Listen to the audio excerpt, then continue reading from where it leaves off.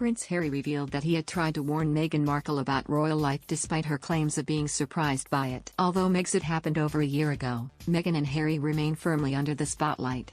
The couple largely fell from the public's radar during the peak of the coronavirus pandemic, both cooped up in their Californian home, later in a gated community in Montecito, Santa Barbara. In February, they sprang back onto the agenda after announcing they would no longer be returning as working royals, the Queen later confirming this. The real bombshell came not a month after when they sat down with U.S. talk show host Oprah Winfrey and aimed several allegations at the royal family, including on mental health and racism.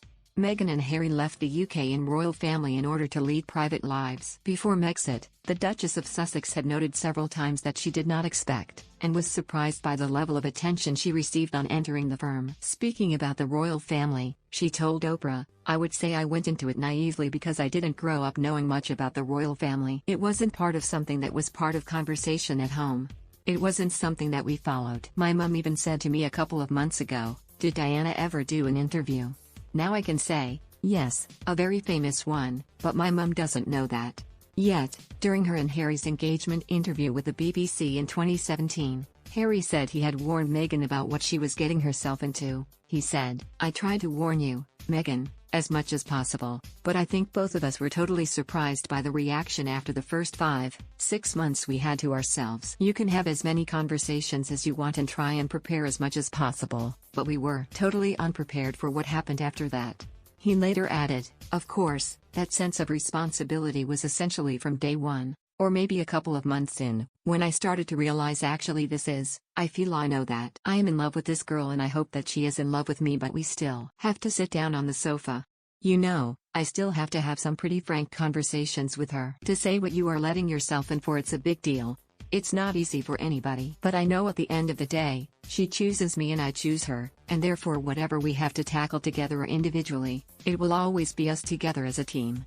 Harry's comments appear to contrast sharply with Meghan's admissions some 4 years later. The Duchess had herself suggested during the engagement interview that she had learned from her short time with the family. She told Mishal Hussain, "I think I can very safely say, as naive as it sounds now, having gone through this learning curve in the past year and a half, I did not have any understanding of just what it would be like." The tense fallout has divided opinion, with two distinct sides forming, Team Meghan and Harry, Team Queen.